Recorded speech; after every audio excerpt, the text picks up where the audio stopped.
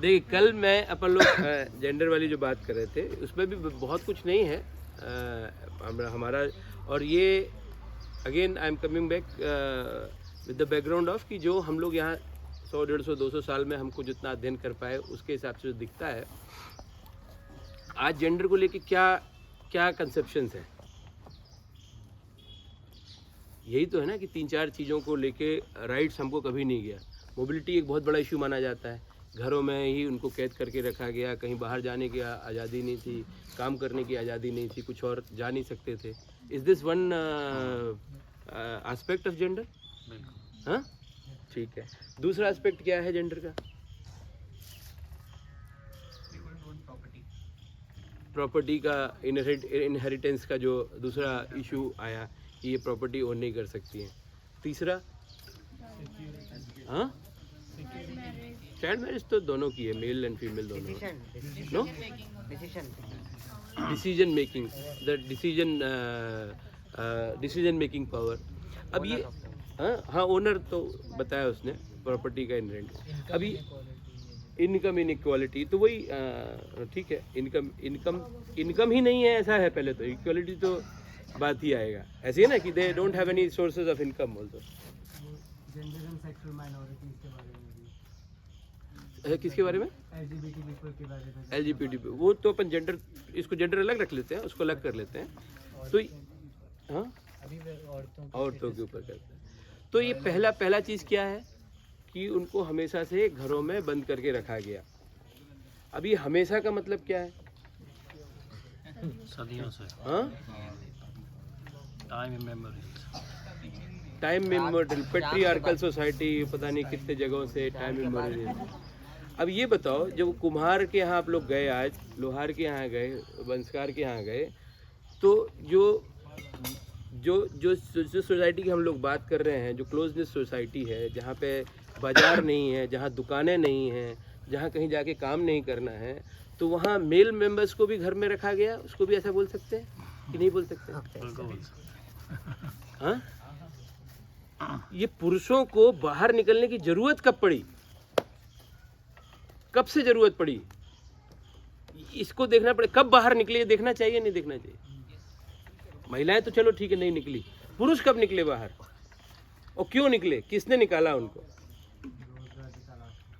जब आपका सोसाइटी वहीं पर है, आपके घरों पे ही दुकान है, वहीं से आपको लेके जा रहे हैं लोग बाग, आप दूसरों के घरों में जाके सामान दे के आ रहे हैं, घरों में ही दे के आ रहे हैं। और जो आपके कौटुंबिक हैं, जो मैं बोल रहा हूँ कि साड़ी निकलती है हर लोगों की 18 तरह की प्रजाधन के नाम से जब विवाह होता है, तो वो सारे लोग उसके पार्ट है ना, कि केवल उसका पुरुष बस पार्ट है? पूरा पार्ट जो है वो तो सारे लोग परिवार। जब यहाँ पे निकलना है, यदि आपको सामान लेने के लिए जाना, मतलब जब आप से फॉर एग्जांपल कोई भी आर्टिसनरी काम कर रहे हैं, लोहारी है, सुनारी है, कुम्हारी है, बढ़ई है, किसी भी है, दो चीज़ों के लिए आपको मार्केट जाना है। एक तो आपको रॉ मटेरियल्स की सोर्सिंग के लिए जाना है और दूसरा आपको सेल के लिए जाना है। यही तो, तभी तो बाहर निकल रहा है आदमी। तो रॉ मटेरियल्स के लिए कहाँ जाना है? जंगल जाना है, ये जाना है। अभी भी आप देख लो ये महिलाएं के, अब तो लोग उल्टा बोलते हैं कि यार महिलाओं को ज़्यादा काम है, बहुत ज़्यादा जंगल जाना पड़ रहा है, सारी चीज़ों के लिए जाना पड़ रहा है। तो ये उनके ट्रेडिशनल उसमें रहा है। महिलाएं और पुरुष दोनों लोगों, दोनों, और बल्कि बच्चे भी आए मुझसे, हर काम में, हर डिसीजन चलो नहीं अभी उस पर डिस्कस बाद में करते हैं, हर काम में दोनों लोगों की बराबर भागीदारी है। अब ये कब से चीज़ टूटा? जब से फैक्ट्री सिस्टम आया, जब लोगों को बाहर लेके जाना पड़ा काम करने के लिए। पहली बार तो जैसे हमने लोन देने के लिए ज़बरदस्ती छोटा 2000 के बदले 500 का लोन किया, उस तरह से पहले तो जब, अभी तो रोजगार के लिए लोग जा रहे हैं, लेकिन पहले जब फैक्ट्री बनी हुई होगी तो ढूंढ के लेके आना पड़ा होगा कि यार हमारे यहाँ काम कौन करेगा। तो किसको प्रेफर किया होगा लोगों ने? जो इंडस्ट्रीज वाले जो लोग रहे होंगे, उन्हें किसको पहली बार जब निकलना पड़ा होगा तो कौन निकला होगा, किसको निकाला गया होगा? हाँ क्यों? उस समय भी तो महिलाओं को निकाल सकते ना। Yes Anil ji was saying कि physical strength is one reason. तो from their point of view, जो who has called people to work in their places, उनके लिए तो मदद चाहिए ही चाहिए। परिवार का भी डिसीजन यदि हमको कहा कि यार इस घर में से 4 लोग हैं, 6 लोग हैं, किसी को बाहर जाके काम करना पड़ा या खींच के ले जा रहे हैं मजबूरी में, तो हम किसको ले जाने देंगे? हाँ मेल्स को ही लेके जाने देंगे, क्योंकि आपके बच्चे ज़्यादातर आपके उनके साथ में रहते हैं, महिलाओं के साथ में रहते हैं, छोटे छोटे बच्चे हैं, प्रेगनेंसी का कभी भी वो हो सकता है, फिजिकल उस सारी चीज़ों में। तो it will always a decision, हमको भी यदि मजबूरी में भी करना हो तो पहली बार कौन जाएगा, वो परिवार का डिसीजन भी। अब ये 150-200 साल जितने सालों में आप देखो, उसके बाद ये पूरा मामला कहाँ से कहाँ पहुँच गया वो हम देख सकते हैं। ये कब से का जो चीज़ यदि आप देख लेंगे तो बहुत इजीली पता चल जाएगा। दूसरी चीज़ पे आते हैं, तो मोबिलिटी हर जगह पे, बल्कि उल्टा कहना चाहिए कि अभी जो जेंडर में जो बात कर रहे हैं हम, अब जब इसकी समझ नहीं हो तो क्या करते हैं हम लोग, ये बोल रहे हैं कि महिलाएं भी काम करें बहुत सारी जगहों पे, है ना। हर जगह पे नए नए एवेन्यूज़ खोल रहे हैं, ट्रैफिक पुलिस वाली भी महिला बनेगी, पुलिस भी महिला, आर्मी में भी महिला, ट्रक भी चलाएगी महिला, ट्रैक्टर भी चलाएगी महिला, ऑटो भी चलाएगी महिला, बाकी सारी जो जितने भी तरह के काम है, IT फाइटी में तो जाएगी HR और उस सब में तो जाएगी, बाकी ये जो हार्डशिप वाले काम भी हैं वो सब भी वो करेंगी महिलाएं। और जबकि यदि यदि हम समझ लें अच्छे से, तो हमारा जेंडर का रिएक्शन क्या होना चाहिए कि ना महिलाएं बाहर जाएंगी ना पुरुष बाहर जाएंगे, पुरुष भी घर से काम करे साला, इजंट इट। ये उसके कारण तो पूरी सोसाइटी हमारी गड़बड़ हुई है ना। जैसे ही हम घर से बाहर निकल के काम करना चालू कर रहे हैं तो जाके दिक्कत हो रही है, वहीं से दिक्कतें चालू हुई हैं। तो हमारी तो कोशिश ये होना चाहिए कि पुरुष भी वापस घर आके काम करें, यदि करना ही है, फैक्ट्री में भी काम करना है तो जो वर्क फ्रॉम होम जो आजकल कॉन्सेप्ट चला है, this is what we should advocate for. दूसरी चीज जो हम लोग कल बात की थी कि हमारे यहाँ कमाई जो है क्या होती थी, पारिवारिक कमाई होती है। तो जो दूसरा इनकम डिस्पैरिटी वाला जो मामला है, ये तो तब आता है ना कि जब एक व्यक्ति कमा रहा है, एक व्यक्ति को पैसा मिल रहा है, जब पूरा परिवार कमा रहा है, तब ये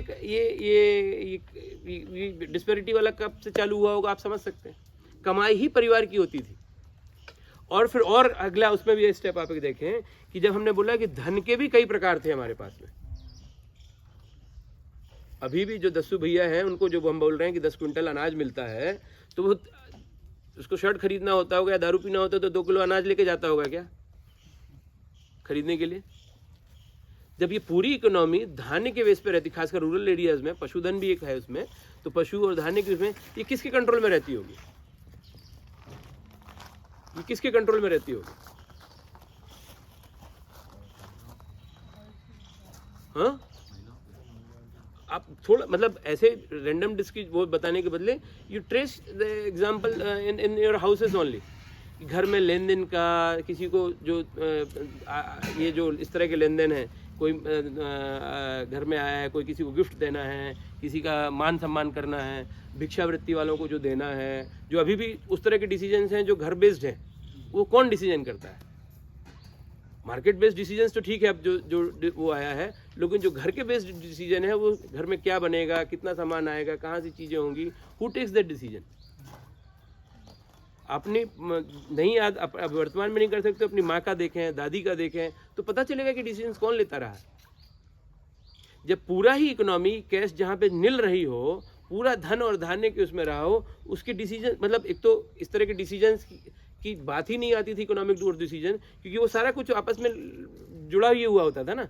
जो जजमानी सिस्टम के माध्यम से बात कर रहे हैं, तो कुम्हार, लोहार, सुनार, गुणा, जितना जो कुछ करना है वो सब आपके घर में आके पहुंच के हो रहा है। तो ये जो डिसीजंस वाला जो डिसीजन मेकिंग या इनकम डिस्पैरिटी ये चीज़ आ रही है, ये कहाँ से आई हो सकती है, उसके रूट्स आप लोग समझ सकते हैं खुद ही।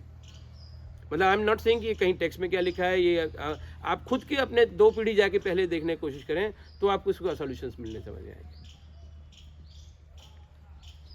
तीसरी चीज़ ओनरशिप के बारे में भी, जो ओनरशिप, एसेट ओनरशिप वाली जो बात है, एसेट ओनरशिप के बारे में भी ये same, it goes the same way. ये ओनरशिप चालू कब से हुई, कब से ये पट्टे देना चालू हुआ, क्या पद्धति हुई, कहाँ से आई, ये छोटी छोटी सी चीज़ें हैं जिसको हम लोग खुद एक बार सही दिमाग से कोशिश करें जानने की, तो हमको खुद पता चलेगा कि क्या है। एक बढ़िया उदाहरण देता हूँ मैं आपको। अब हमने तो दुनिया भर का सुना है ना कि इंडिपेंडेंस की उसमें दुनिया भर की महिलाओं ने, रानी लक्ष्मीबाई के बारे में हम सुनते आए हैं, खासकर उत्तर भारत के लोग। आपके वहाँ चिन्नम्मा और कौन कौन थे, चिन्नम्मा और अब्बक्का। हाँ, यहाँ रानी दुर्गावती 15वीं शताब्दी में जो गौड़ों की रानी थी, जिसके नाम पे यहाँ पे यूनिवर्सिटी है पूरी, रानी दुर्गावती यूनिवर्सिटी कहलाती है। अभी रानी दुर्गावती एयरपोर्ट का नाम भी उसी के ऊपर रखा जा रहा है। तो ये रानी दुर्गावती 15वीं शताब्दी में अकबर से लड़ी, तो क्या या लक्ष्मीबाई का आता है जिक्र, और रिसेंट पे आ जाए हम, मतलब वो तो फिर भी ठीक है, 1857 की बात है ना। तो लक्ष्मण जो लड़ी, तो क्या उसको एक ही दिन में तलवार चलाना आ गया होगा? एक ही दिन में घुड़सवारी करनी आ गई होगी कि आज मेरे ऊपर बड़ा संकट आ गया है, ये हो गया है। से फॉर एग्जांपल रागनी को यदि खाना बनाना नहीं आता है और एकदम से 100 लोग आ जाएं और उसने इमोशंस ले लेकर किया कि नहीं मैं करके दिखा दूंगी, मेरे पति के बदले में ये है वो है, मैं 100 लोगों का ये करके दिखा दूंगी और 100 लोगों का खाना बना दे, एक दिन में हो सकता है? वो इसके लिए एक दिन में आ सकती है? जो हमको बताया गया कि ये चीज़ हो ही नहीं सकता, लड़कियों को इसका अधिकार नहीं था, उसका अधिकार नहीं था, तो वो न केवल तलवार चलाती थी, घुड़सवारी करती थी, और दूसरी चीज़, एक और स्टेप आगे जाओ रानी लक्ष्मीबाई से। जो रानी लक्ष्मीबाई की जो टुकड़ी थी, यूपी से कौन कौन है? आप हैं यूपी से, आप कहाँ से मतलब हैं? पंजाब से। टुकड़ी मतलब जो सैन्य टुकड़ी थी वो पूरी महिलाओं की थी, लगभग 100 महिलाओं का, उसमें 100 सवा 100 के आसपास महिलाएं थी, और उसमें हर जाति की महिला थी, हर जाति की महिला थी। रानी झलकारी बाई का नाम, रानी तो नहीं है वो, झलकारी बाई का नाम आता है, वो कुछ अभी के हिसाब से वो ऐसी कम्युनिटी में किसी की बिलोंग करती हैं। कुछ और ऐसे अभी एक हमारे मित्र हैं आलोक करके, तो उन्होंने उसकी पूरी लिस्टिंग की है कहाँ कहाँ से निकाल के अलग अलग रेफरेंसेस से, तो कुछ 30-40 लोगों की महिलाओं के जातियाँ पता चली। और ये सारे लोग एकदम से पहले दिन से तलवार उठा ली होंगी क्या? जो हम लोग को हमेशा ये बताया जाता है कि नहीं नहीं दबी कुचली हैं, पीछे से रही हैं, घर के अंदर घुसे के रखा गया है, पहले दिन में ही आपको घुड़सवारी आ गई होगी। तो थोड़ा सा हम अपने करंट चीज़ों को ही एनालाइज करें तो पता चलेगा कि ये कहाँ के भूत हैं हमारे अंदर चढ़े हुए। ये भूत ही मैं बोलूँगा।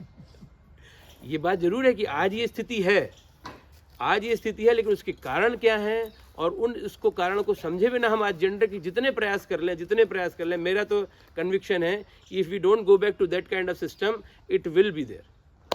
जब इंडस्ट्रियलाइजेशन चीज़ रहेगी, कोई थर्ड पार्टी आपका रहेगा, तो वो maximum extracting maximum out of with minimum input, ये टेंडेंसी जब तक रहेगी इस तरह की चीज़ें होती रहेगी।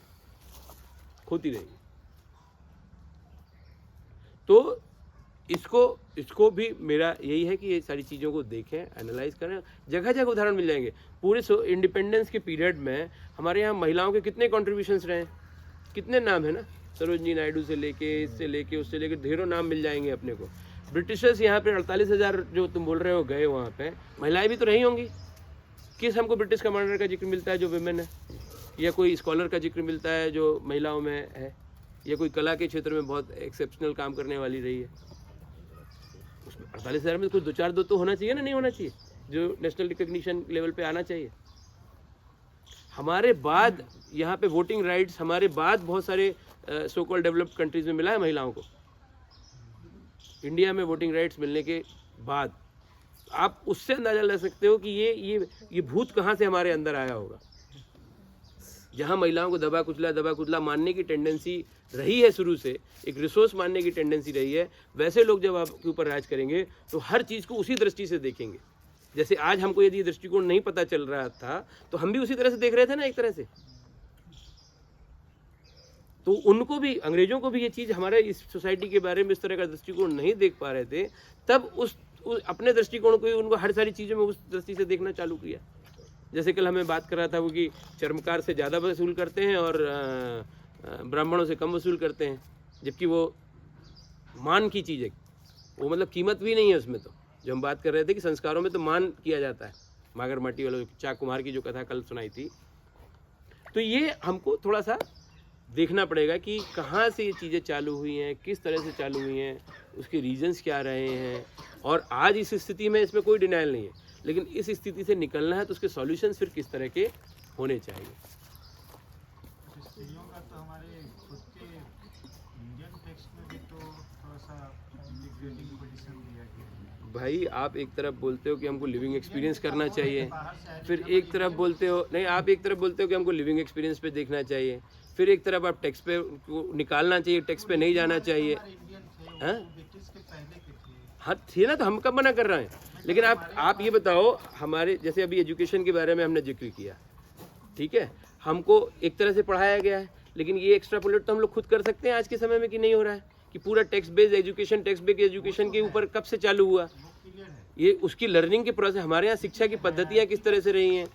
हायरार्की वाज ऑलवेज, मतलब हम लोग के टाइम पे भी था, मतलब हम लोग के कॉन्टेक्स्ट में, हम लोग के ट्रेडिशंस में भी रहा है, और उसमें भी विमेन को क्लियरली दिखाया गया उस तरह से। बट मैं नहीं कह रहा कि एक्चुअल लोग वैसे जीते होंगे, लेकिन हमारे लोग भी उस तरह से लिखे हैं। और जो भी, अच्छा ये बात देखिए कि हमारे कोई फिलोसफर्स विमेन फिलोसफर्स नहीं। कैसी बात कर रहे हो यार।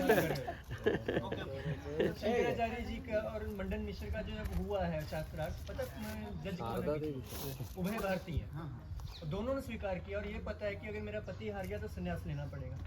और ऐसा प्रश्न किया शंकराचार्य जी को कि उनको भी वो कहना पड़ा कि देवी 2 दिन रुको, वेट करके आता। और ये दूसरा आप एक टेक्स्ट पढ़िएगा, थीसिस है राधा कुमुद मुखर्जी का एंशिएंट इंडियन एजुकेशन, उसमें थोड़ा सा क्लियर हो जाएगा।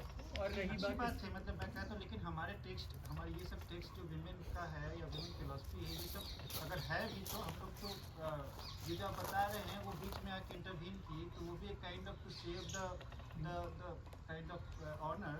बट ऐसे कोई शास्त्र और ये विमर्श करे, लॉजिक करे, उस तरह से तो कभी नहीं। बट ये मैं नहीं कर रहा हूँ कि ये जजमेंट होना चाहिए, मैं टोटली पैराडाइम को चैलेंज कर रहा हूँ।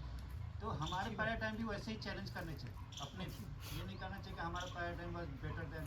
तो मैं बस कह रहा हूँ कि उसको सोचने की जरूरत है कि हमारे यहाँ भी ऐसा था कि सभी ब्रिटिश ने ला के दे दिया, ऐसा नहीं। जजमेंट तो आप पास कर रहे हैं, हम नहीं कर, हम तो एविडेंस आप बोल रहे हैं तो कॉन्ट्राडिक्ट कर रहे हैं, क्वेश्चन कर रहे हैं। अच्छा एक बात और आशीष जी, एक चीज़ और जो है, एक तैमूर लंग के अगेंस्ट जो एक युद्ध हुआ है उसकी बड़ा अच्छा वर्णन आता है कि 40,000 महिलाओं की जो पूरी सेना लड़ी है राम प्यारी गुर्जर के उसमें तैमूर लंग के, और जो एक सेनापति है शायद जोगराज सिंह करके, उसके जो 5 सेनापति हैं वो पांचों के पांचों अलग अलग जाति के हैं, ना ही है कोई अहीर है कोई कुछ। राजपूत ने अहीर को अपना प्रमुख माना।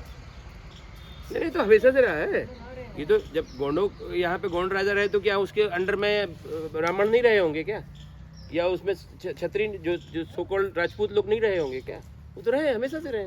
और हमारे ही यहाँ पे अभी भी फॉरगेट ब्रिटिश और पोस्ट ब्रिटिश, अभी भी जो सोकल फिक्शन के ट्राइबल सोसाइटी में जो ओरल ट्रेडिशन ज़्यादा है, वहाँ पे है मेन विमेन काइंड ऑफ सोकल, इस तरह का हायरार्की नहीं है। मतलब I don't use the word equal, I don't believe in the such word, but ये जो हायरार्की जो कॉन्शसनेस है, ये अभी भी बहुत सारे सोसाइटी में नहीं। ये मुझे लगता है कि ज़्यादातर पॉसिबिलिटी जो बहुत लोग होते हैं, जो प्रिंट का जो प्रिंटेड लिटरेसी जो है या रिटन लिटरेसी, इसके बाद ज़्यादा ये you have to introduce this literacy somehow, और उसके कारण राइट्स और फिर इनकम ये सब आता है, और ये हम लोगों को आपस में बांटा, ये ट्रूथ है। बट अभी भी सोसाइटी हैं जहाँ पे ओरल ट्रेडिशंस हैं, लोग अपने एक्शन से अपने चीज़ों को अपने